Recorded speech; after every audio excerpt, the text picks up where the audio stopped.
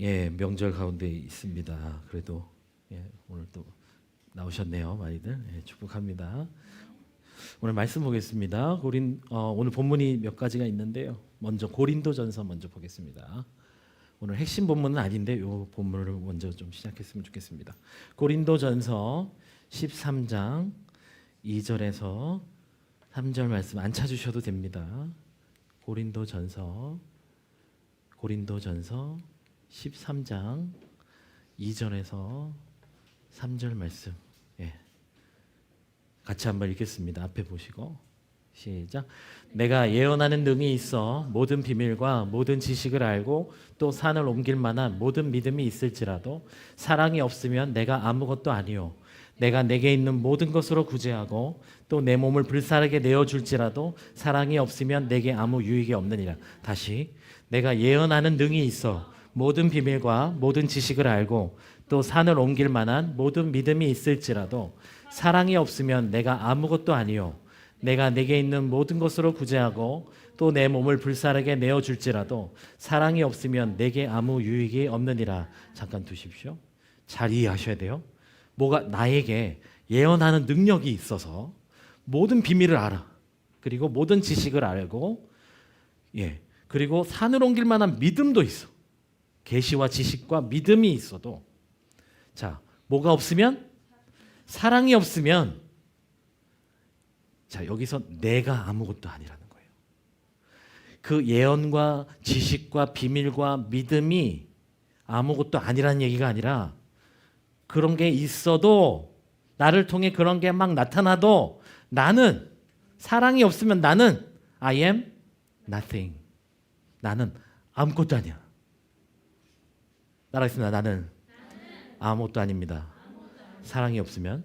자, 그리고 내가 내게 있는 것으로 구제하고 나에게 있는 것으로 남을 어려운 사람 도와주고 또 내 몸을 불사르게 심지어 내어줘도 대신 죽어도 뭐가 없으면? 사랑이 없으면 나는 나에게는 유익이 없어. 자, 내게 있는 것을 구제하면 누군가는 좋겠죠. 내가 심지어 목숨을 내어주면 어때요? 누군가는 살겠죠.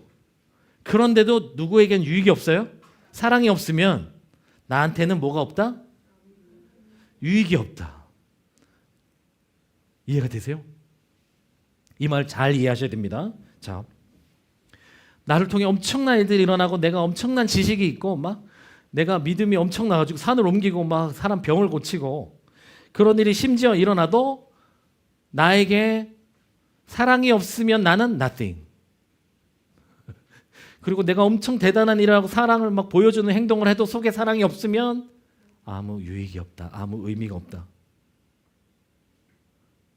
이 말씀이 굉장한 말씀입니다. 사실은. 이걸 잘 이해하셔야 됩니다. 우리 흔히 착각합니다.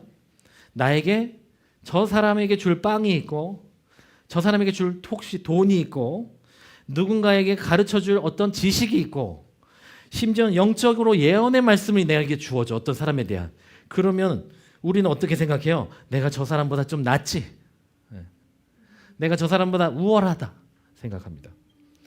내가 좀 더 나은 존재라고 착각을 해요. 여러분 사랑이 뭡니까? 사랑. 오늘 사랑을 잘 정립하셔야 돼요. 사랑이란 잘 들으세요. 내 존재 가치를 알고 그리고 저 사람의 가치를 아는 거라고 저는 생각합니다.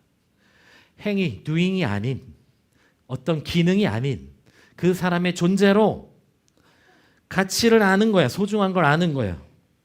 그런데 세상은 어때요? 나에게 이익이 안 돼. 저 사람에게 있는 힘과 재능과 기능이 나에게 이익이 안 되면 nothing. 버려버려. 필요 없어.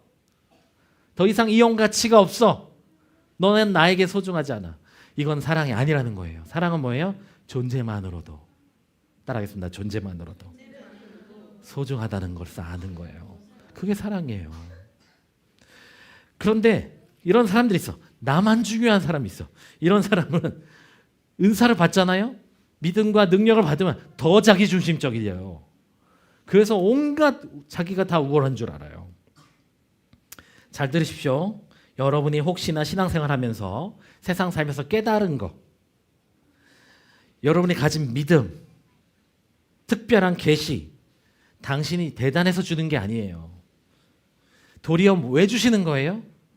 뭔가 주시면 그거를 흘려보내라는 대상들이 있어요. 그 사람들을 사랑하고 섬기라고 주시는 거예요. 다시 막 계시가 임하고 물질이 오고 막 어떤 사람에게 예언의 말씀이 임하고 환상이 보이고, 여러분 왜 그런 일이 일어나죠? 가끔 우리에게 막 일어나죠. 목사님과 전도사님에게. 왜? 여러분 사랑하고 섬기기 때문에.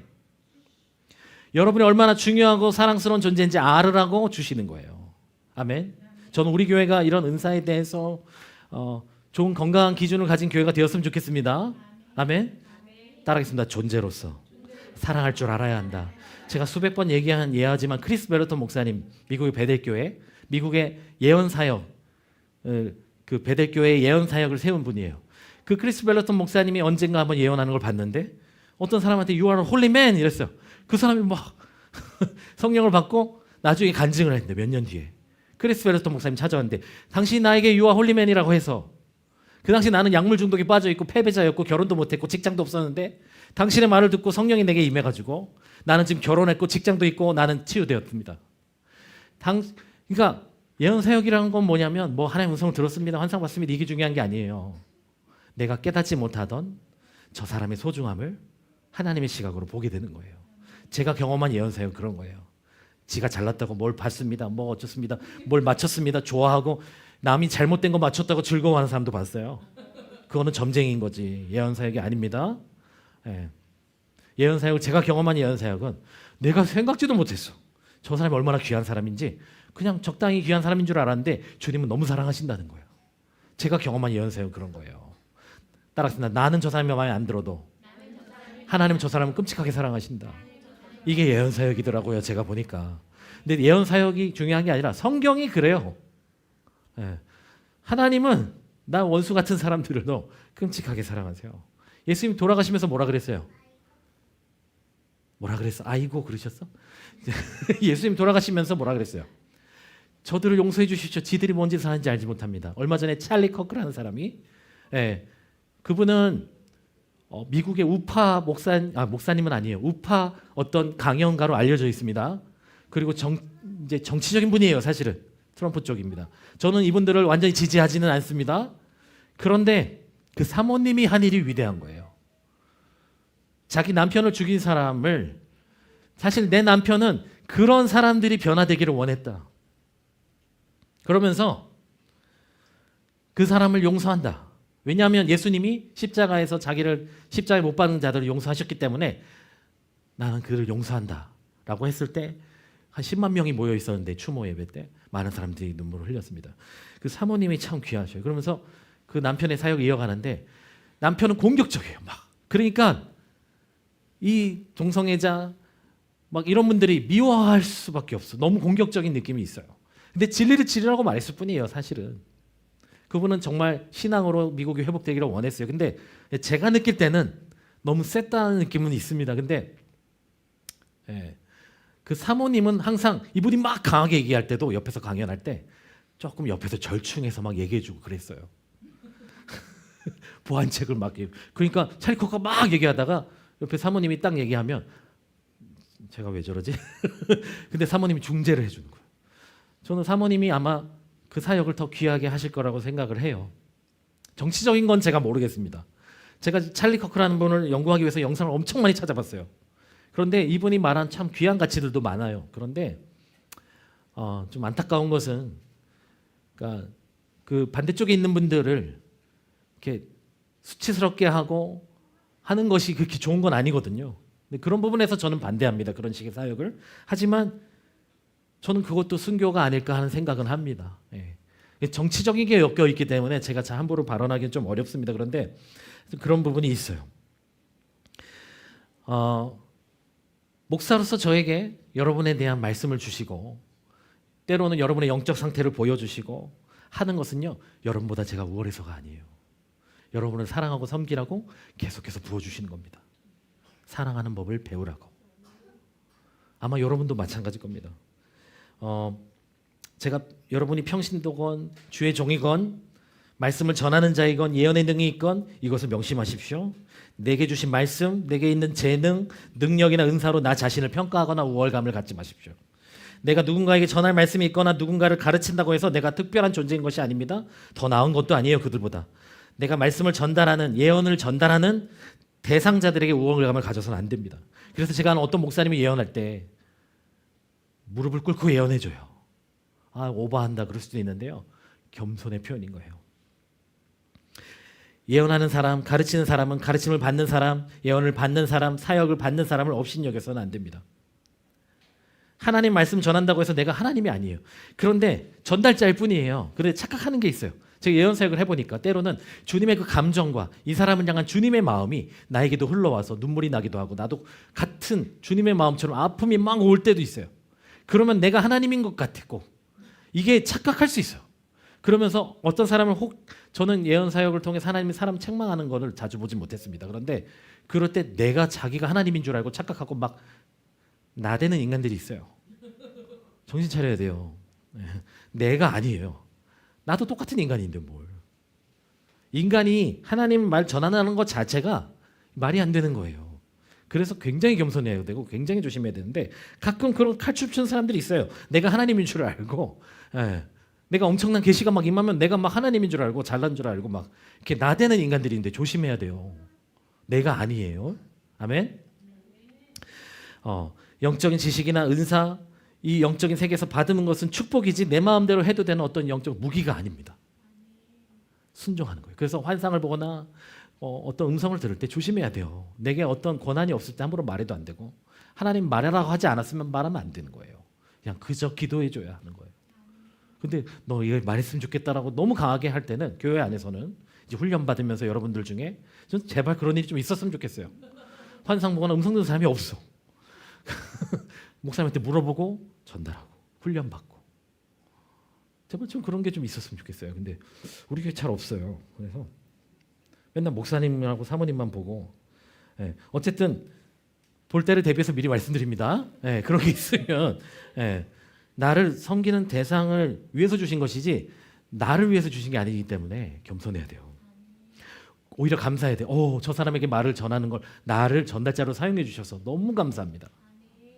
아시겠죠? 영적인 세계뿐만 아니라 이 세상도 그래요. 내가 가진 것, 내가 이룬 것으로 여러분 스스로 평가하지 마십시오. 내 권위 아래 있는 사람, 혹은 내 아이들, 내 직원들, 내 밑에 사람 업신여기지 마세요.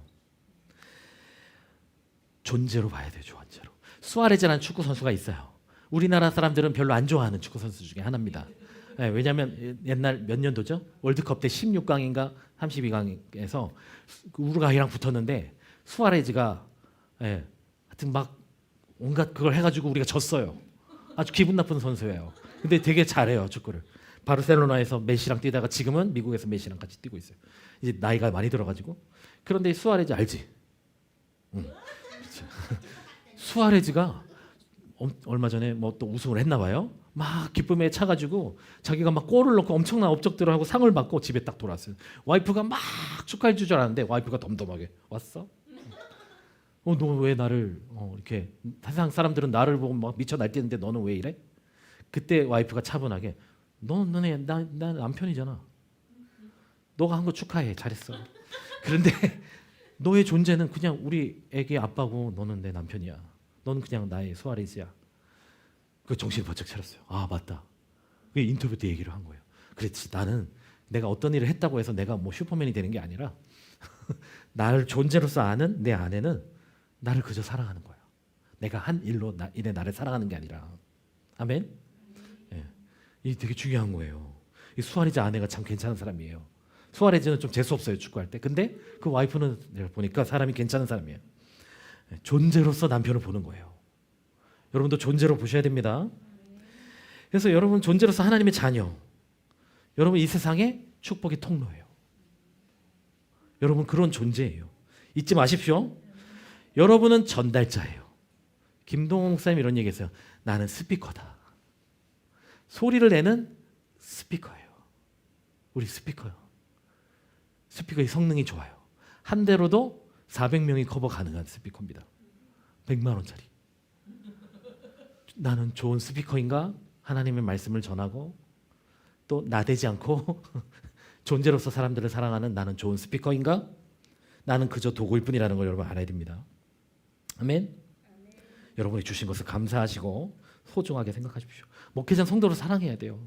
여러분 CEO든 여러분이 위에서 회사에서 상사로 있건 밑에 분들을 사랑하고 귀하게 여겨야 돼요. 밑에 사람이라고 혹은 식당에서 서빙하는 분들이나 또 우리가 볼 때 우습게 보이는 어떤 일들을 하는 사람들을 업신여기지 마세요. 감사하셔야 돼요. 멸시하지 마십시오.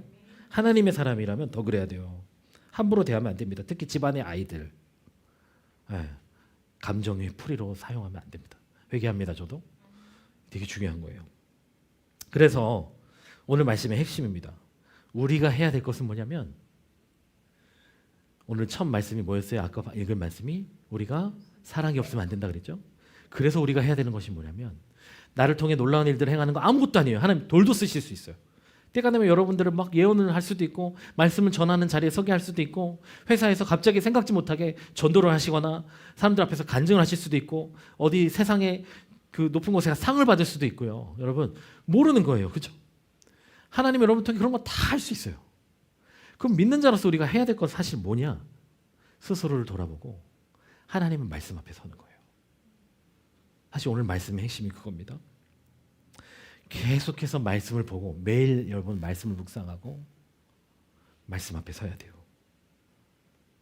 찰리 커크가 한 말 중에 제 가슴에 남는 게 하나가 있어요. 이분의 스타일과 방향성을 제가 좋아하진 않지만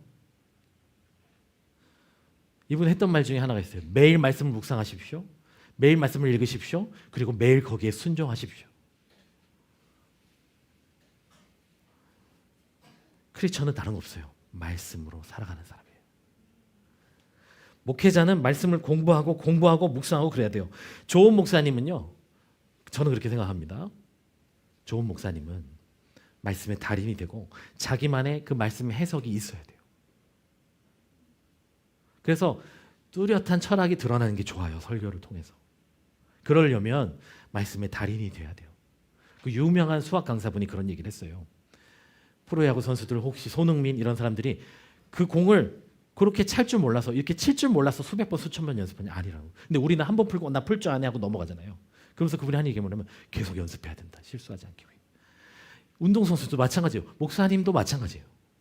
말씀 달인이 읽고 묵상하고 계속해서. 크리스천도 그래야 돼. 목사님한테 맡겨놓고 여러분 아무렇게 살면 안 돼요. 날마다 말씀으로 사셔야 돼요. 우리 아이들도 사실은 이제 크기 시작하면 말씀 묵상하고 읽고 날마다 말씀으로 정신 차리는 걸 배우셔야 돼요.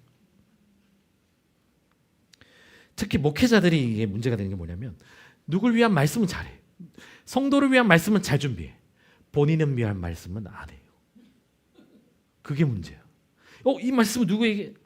이 말씀은 이거 김 집사가 꼭 봐야 되는데 이거는 이 권사가 봐야 되는데 막 자기는 오늘 말씀이 첫 시작이 그게 중요한 거예요. 나는 남에게 엄청난 은혜를 끼치고 막 예언을 하고 해도 나는 어떻게 되는 거예요? 사랑이 없으면 이렇게 해석할 수 있습니다. 나에게 말씀의 적용이 없으면. 그래서 여러분 설교는 말씀을 전하는 것은 이거는 제가 말씀 묵상 가운데 하나님 제 마음에 주신 거예요. 내 삶을 통과해서 나가는 거예요. 나를 통해 나가는 말씀은 내 삶을 통과해서 나가야 돼요.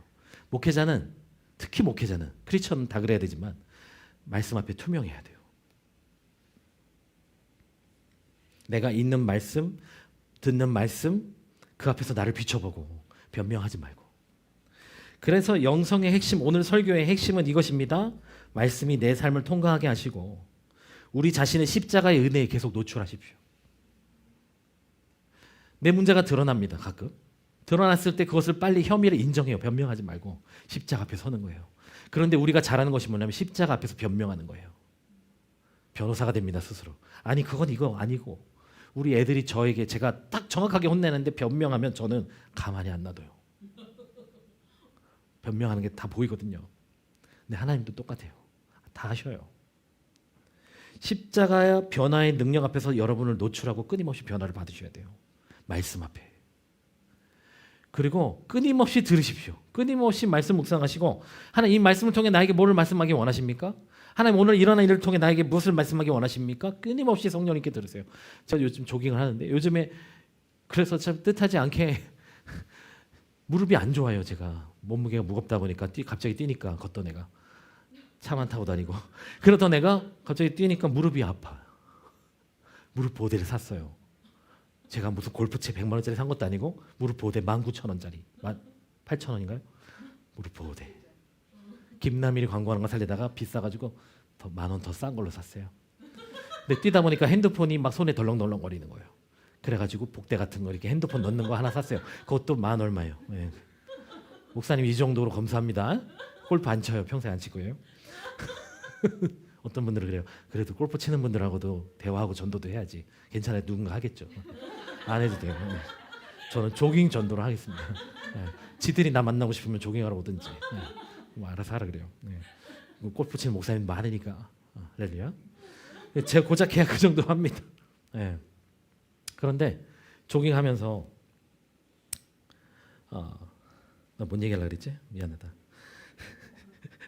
네, 다른 얘기 너무 네. 3초 보러 빠질 뻔했어요. 조깅하면서 계속 하나님이 이제 설교도 듣기도 하고 뭐 말씀, 성경 계속 돌립니다. 네. 그래서 어플 돌려서 계속 성경 듣고 이제 어떤 목사님 설교 듣기도 하고 그러는데 제 마음에 한 2가지 주셨어요. 하나는 오늘 설교랑 상관없이 하나님이 주셨던 건 뭐냐면 계속해서 물으라 성령님께. 계속해서 성령님께 물어봐라라는 거예요. 여러분 이게 영성이에요. 끊임없이 물어야 돼요. 그리고 또 하나 하나님이 주신 것은 뭐냐면 사람을 두려워하지 마라. 생각보다 사람들이 사람을 두려워해요. 2가지를 제 마음에 강하게 주셨어요. 아마 저랑 비슷한 해당되는 분들이 있을 겁니다. 끊임없이 물으십시오. 그게 영성이에요. 보니까 소스는 있어야죠. 그러니까 말씀을 읽어야 돼요, 여러분. 말씀을 읽긴 읽어야 돼요. 그 기도하시면서 물으세요, 계속 하나님께. 크리스천은 그런 사람이에요. 성령님께 계속 물으십시오. 그리고 담대하십시오. 사람 무서워하지 마세요. 십자가의 능력 앞에서 여러분을 끊임없이 노출하고 말씀 앞에서 끊임없이 자신을 비추세요. 변명하지 마세요. 그것이 드러났을 때 변명하지 마십시오. 그 진짜 능력은 변명하지 않는 거예요. 그리고 팍 말씀이 바뀔 때 죽어버려. 인정하고 죽어버려. 포기해. 변명하지 마 제발. 변론하지 마. 따라했습니다. 아멘. 주여. 아멘. 받으셔야 돼요. 아멘. 사역은 돌돌로도 하실 수 있어요. 근데 나는 온갖 거를 하고 막 돈을 많이 벌고 때로는 하나님의 일을 하고 막 하는데 내 영혼은 버림받아. 나를 통해 하나님 많은 일을 하는데 내 영혼 버림받으면 무슨 소용이 있어요? 아무 소용없죠. 그래서 내 죄가 드러날 때 말씀을 통해 하나님 뭔가 말씀하시는 것 같을 때 빨리 캐치하고 빨리 회개해야 돼. 2번째 말씀 띄워주세요. 이게 오늘 핵심 말씀입니다. 핵심 본문이에요. 말씀 2. 요한복음 12장 3절에서 6절입니다. 시작. 그때에 마리아가 매우 값진 순 나드 향유 한 근을 가져다가 예수의 발에 붓고 자기 머리털로 그 발을 닦았다. 온 집안에 향유 냄새가 가득 찼다.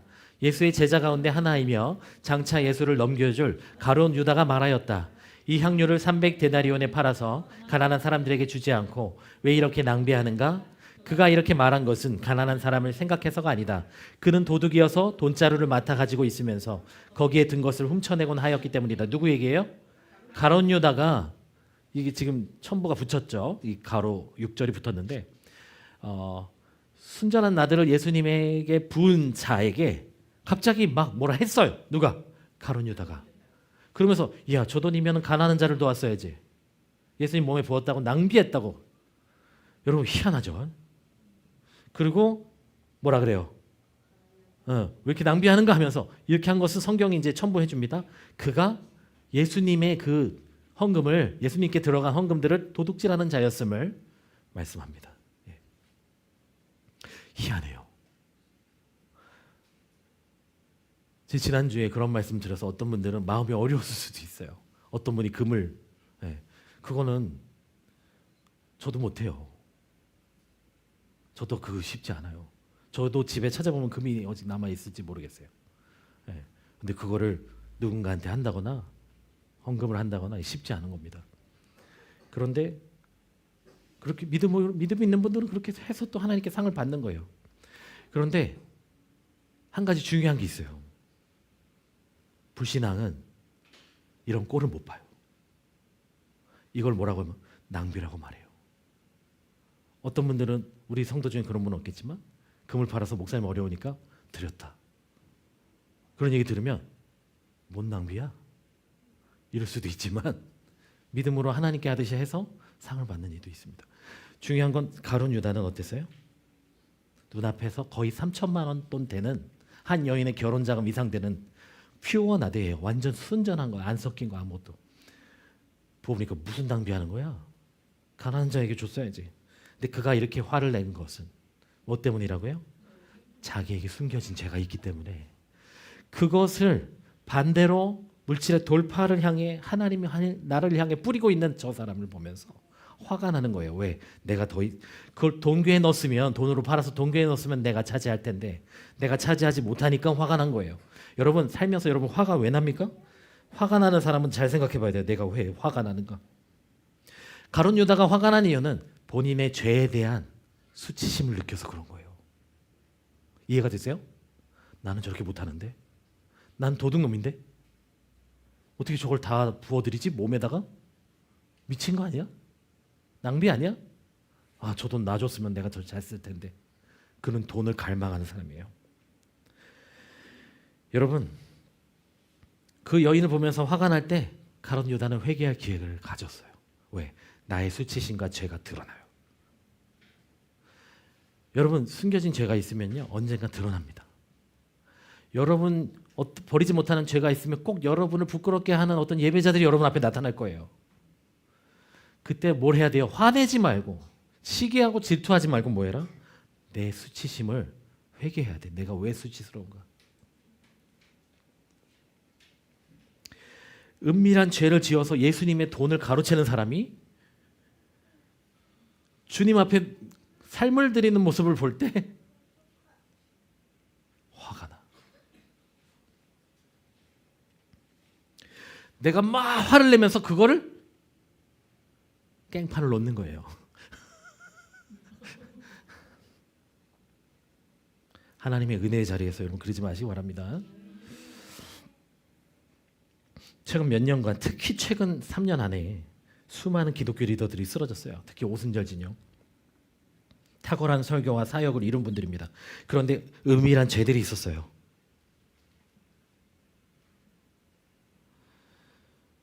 그러면서 앞에서는 온갖 의로운 척을 다 했어요. 그들에게 회개의 기회가 있었지만 돌이키지 못했습니다. 그럼 반드시 드러날 때가 와요. 희한한 것은 가룟 유다가 돈을 훔쳐가는 거 알면서도 주님은 계속 맡겼어요. 3년 반이나. 왜 그랬어? 그에게 회개할 기회를 주신 거예요. 그 부분에 약한 자에게 그걸 맡겨. 변화의 기회를 주십니다. 그래서 여러분 잘 생각해야 돼요. 가룟 유다를 보면서 지금 하나님 나에게 뭘 맡겨주셨다고 생각하는 사람들이 있죠. 지금 내가 그걸 잘하고 있다고 생각하는 사람들이 있어요. 그리고 그건 내가 좀 잘해서, 내가 좀 우월해서 나에게 맡겨주셨다고 착각하는 사람들이 있는데, 가룟 유다 같은 사람일 수도 있어요. 나는 주님은 보고 있어. 너 언제까지 그럴 거냐? 빨리 깨달아야 될 텐데. 끊임없이 자신을 돌아봐야 돼요. 주님의 경고, 주님의 세밀한 음성에 반응하고 순종할 줄 알아야 됩니다. 변화받을 기회를 가져야 돼요. 그래서 십자가 앞에, 내 죄 앞에 직면해야 돼요. 당신은, 근데 제자들이 다 그랬어요. 예수님 제자들 어땠어요? 엄마를 동원해가지고, 아, 나중에 왕 되시면 좌우에 제일 좋은 자리 좀 주십시오. 우리 아들들. 그리고 누가 크냐? 내가 제일 크다. 막 싸웠어요. 그럴 때였기 때문에 다들 문제가 있었어요. 그런데 가룟 유다가 언제 배신을 결심해요? 예수님의 계획이 죽는 거라는 걸 알았을 때, 예수님의 계획이 십자가라는 걸 알았을 때 그는 어떻게 해요? 제사장들에게 가서 나 예수 팔 건데 얼마 주실 거예요? 십자가 앞에서 내 죄가 드러났을 때 회개해야 되는데, 만약 그 상태에서 진짜 예수님이 세상의 메시아가 되고 왕이 되면 어떻게 했어요? 그는 돈 맡은 장관이 되어서, 재정 장관이 되어서 괴물이 됐겠죠. 나라의 돈을 착복하는 인간이 됐겠죠. 그런데 주님 그걸 허락하지 않았어요. 주님의 계획은 뭐였으니까? 십자가였으니까. 그래서 은 30냥을 얻었습니다. 예수님 배신 때려가지고. 은 30냥 얼만큼이에요? 계산해보면 한 두세 달 혹은 한두 달 노동자의 임금이에요. 작은 돈은 아니야. 그런데 그렇게 큰 돈도 아니야. 예수님을 돈으로 팔아 넘기고 나서야 깨닫는 거예요. 내가 버린 것이 무엇인지. 그렇게 좋아하던 돈이 이제 좋아 보이지 않아. 내 인생이 지금 잘못됐구나. 여러분이 돈을 향해 가고 명예를 향해 가고 좋은 집을 향해 가고 좋은 차를 향해 갈 때 언젠가 그것을 얻게 되면 여러분 굉장히 헛달아질 거예요. 거기에 큰 즐거움이 없습니다, 여러분.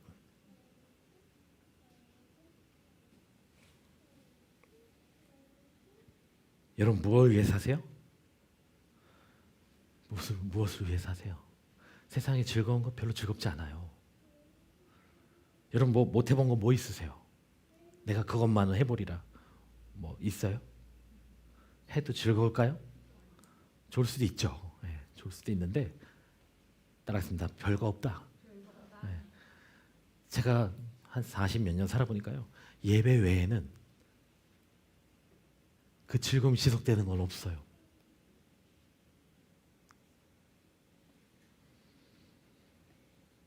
십자가 앞에 서십시오.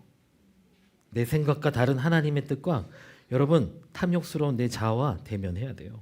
인정해야 돼. 나 이런 사람이구나. 아, 나 이런 문제가 있구나. 그거 아는 분들이 겸손한 거예요. 근데 어떤 분들은 맨날 난 이래요. 나는 이 모양이에요. 맨날 그런 분들이 있는데 너무 그런 것도 좋지 않지만 네. 자기 문제를 알아야 돼요. 베드로는 어떻게 했습니까? 예수님이 십자가 얘기하니까 예수님을 어떻게 했어요? 협박합니다. 이씨, 내가 가업도 버리고 인마 나이도 비슷해요. 가업도 버리고 이 새끼야. 내가 결혼됐는데 와이프도 집에 놔두고 내가 지금 너만 따라다니는데 뭐 한다고? 죽는다고? 하지 마! 예수님 뭐라 그랬어요? 이 사탄아. 그러면서 예수님 뭐라 하면 너는 나를 넘어지게 하는 자로구나. 네가 사람의 일을 생각하고 하나님의 일을 생각하지 못한다. 사람의 일은 뭡니까? 십자가랑 반대되는 거예요. 하나님의 일은 뭐예요? 십자가예요. 십자가 앞에 서는 거예요. 용서의 능력 앞에 서는 거예요. 나를 깨끗하게 하실 수 있는 분 앞에 서는 거예요. 그러려면 내 혐의를 인정해야 돼. 십자가의 생각은 사람의 생각과 반대됩니다. 여러분은 무슨 계획을 짜고 계십니까? 여러분 어디를 향해 가고 계세요? 십자가 앞으로 나아가셔야 돼요. 지금 여러분이 생각할 때 나는 돈을 많이 벌면 돼. 나는 주식으로 대박이 나면 돼. 뭔가 더 나은 사람이 돼서 주를 위해 일할 거야. 아니에요. 자꾸 그런 기능으로 덮으려고 하지 마. 기도를 많이 하고 봉사를 많이 하고 축복을 많이 12조를 많이 하고 다 물론 12조를 많이 하면 좋을 수도 있어. 목사님은 너무 힘드니까. 근데 그게 중요한 게 아니야. 먼저 내가 예수 앞에 서야지. 십자가 앞에. 아멘. 따라하겠습니다. 예수를 똑바로 믿자. 십자가의 능력 앞에 나아가는 것이 예수를 똑바로 믿는 거예요. 자꾸 덮으려고 하지 마세요. 봉사 많이 해서 덮으려고 하지 말고 기도 많이 해서 덮으려고 하지 말고 진짜 그거 순종 못하는 그 죄 그 앞에 서라고요. 십자가 능력 앞에서 인정하라고. 변명하고 자꾸 화내고 그러지 말고. 아멘. 때로는 내가 원치 않은 상황에서 문제가 드러나요. 다들 경험해 보셨죠? 살다 보면 그런 일이 일어납니다. 교회를 하다가도 일어나기도 하고 삶 속에서 많이 일어나요. 문제가 막 드러납니다. 그래서 관계가 끊어지기도 해요. 그래서 저는 그렇게 생각했어요. 선교를 갔다 와서 우린 실패했다. 제가 실패했다고도 얘기했어요. 근데 선교사님이 또 연락이 오셨어요. 그때도 사과를 하긴 하셨어요. 우리한테 미안하다. 근데 또 연락이 또 오셨어요. 연락이 오셔서 지금 이제 더워서 못하던 거 다시 시작했고 같이 계시던 가정은 한국으로 돌아가셨고 무슨 일이 있었는지 모르지만 근데 하나님이 우리에게 이제 보여주셨던 것이 있어요. 그렇게 될 것 같이 보여주셨던 것이 맞다는 걸 이제 알게 됐는데 그러면서 다시 한번 우리 혹시나 상처받았을 아이들과 교회 공동체에게 너무 죄송하다고 다시 한번 말씀을 하셨습니다. 그래서 제가 깨달은 것이 뭐냐면 제가 그랬어요. 이분을 가게 된 것도 하나님이 원래 아는 관계긴 했지만 보여주셔서 환상 가운데 보고 간 거예요. 마치 성경에 있는 이야기처럼, 우리가 사도행전의 이야기처럼 보고 간 거예요. 그런데 왜 이런 일이 생겼죠, 하나님? 그런데요, 실패한 것 같지만 하나님 일을 통해서 일하시는 걸 봐요. 그분들을 다루심을 보고 또 그 일을 통해 우리를 견고하게 하시고 공동체를 탄탄하게 하시고 또 새롭게 관계를 회복해 가시는 것을 봅니다. 문제가 드러나는 것은 그렇게 나쁜 것만은 아니에요. 힘들지만. 아멘. 최근에 저도 오해가 좀 있기도 했고 관계를 제가 회복을 좀 하려고 애를 썼습니다. 근데 또 이제 만나 분들도 있고 한데 중요한 건 그거예요. 십자가 앞에 서는 거예요. 목사님도 이번 주 말씀을 제가 어른들은 말씀을 드렸어요. 카톡으로. 십자가 앞에 섭니다. 이 말씀을 전하기까지 말씀이 나를 통과하게 합니다. 그래서 목사님이면 이렇게 얘기했다가 목사님이 또 그렇게 얘기하시네. 예, 저도 반성하고 회개하고 그래요.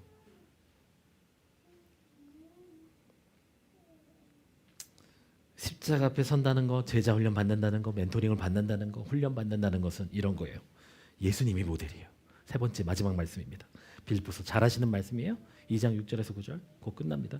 시작. 그는 하나님의 모습을 지니셨으나 하나님과 동등함을 당연하게 생각하지 않으시고 오히려 자기를 비워서 종의 모습을 취하시고 사람과 같이 되셨습니다. 그는 사람의 모양으로 나타나셔서 자기를 낮추시고 죽기까지 순종하셨으니 그 십자가에 죽기까지 하셨습니다. 그러므로 하나님께서는 그를 지극히 높으시고 모든 이름 위에 뛰어난 이름을 그에게 주셨습니다. 8절 시작. 자기를 낮추시고 죽기까지 순종하셨으니 그 십자가에 죽기까지 하셨습니다. 아멘. 멘토링은 이런 거예요.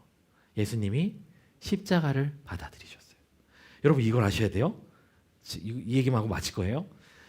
진짜 맞춰요. 예. 십자가에 죽기까지 자기를 순종했다는 거예요. 이걸 오해하는 사람도 있어요. 예수님이 자기를 푹 해가지고 꽉 죽은 게 아니에요. 예수님이 왜 힘드셨을까요? 하나님이신데 인간이 돼가지고 내가 원치 않게 맞고 묶이고 못이 박힌 거예요. 매달려 죽은 거예요. 내가 죽어야지 했다가 꼴까닥 죽은 게 아니고 내가 3일 동안 누워있다가 일어나야지 일어난 게 아니에요. 내어주신 거예요. 죽음에. 하나님이 어린 양으로 자기를 바치는 그거에 내어주셨어요. 순종이라는 거는 내 이렇게 해야지 나를 쳐 죽여야지 아니에요. 여러분 못 죽여요. 하나님 말씀 앞에 그 하나님 행하시는 그 흐름 앞에 나를 내어드리는 거예요. 내 힘으로 어떻게 할 수 없는 내가 컨트롤할 수 없는 상황 가운데 나를 드리는 거예요. 아멘. 나를 쓰실 수 있도록 나를 맡긴다. 따라하겠습니다. 나를 내어드린다. 나를 맡긴다. 그게 순종이에요. 안 그럼 변화는 없습니다. 하나님의 미랄이 땅에 떨어져 죽지 않으면 열매를 맺을 수 없다. 부활의 열매는 어떻게 맺습니까? 죽어야 돼요. 십자가 앞에서 죽으십시오. 변명하지 마세요. 여러분이 좀 괜찮은 사람이라는 거 아는데 십자가 앞에서는 아무도 괜찮지 않아요. 내어드리십시오. 말씀이 나를 관통하게 두세요. 좀 아파도 그게 좋은 거예요. 끊임없이 묻고 예배하고 나아가십시오. 하나님 내가 고쳐야 될 문제가 뭡니까? 하나님 내가 싸워야 하는 문제가 뭡니까? 주님 지금 내가 이런 사역들을 하고 있고 내가 이렇게 살고 있는데 내가 지금 잘하고 있나요? 하나님 제가 들어야 할 음성은 뭡니까? 저도 오늘 나름 순종했어요. 설교 준비 다 해놓고 말씀 준비 다 찬양 준비도 다 했는데 기도하다가 하나님이 오늘 찬양을 뭘 할까요? 하는데 축복의 그 노래 당신의 마음 전 별로 부르고 싶은 찬양이 아니었어요. 이거 불러라. 하나님 여러분 사랑하시고 축복하기 원하신다는 거를 자꾸 하기 원하시나 봐. 오늘 저에게 이런 말씀 왜 주셨을까요? 여러분 더 사랑하라고. 여러분이 느낄 때 목사님 말씀이 참 좋고 목사님 통해서 하나님이 나에게 말씀하신다. 여러분 사랑해서 주시는 거예요. 내가 잘나가지고 뭐 하는 게 아니에요. 하나님 여러분 사랑하십니다. 아멘. 직면합시다. 버티기지 말고 인정하고 회개하고 빨리 회개하고 정신 차려. 정신 차리고 주님께 쓰임받는 여러분 되시길 축복합니다. 아멘. 기도하겠습니다.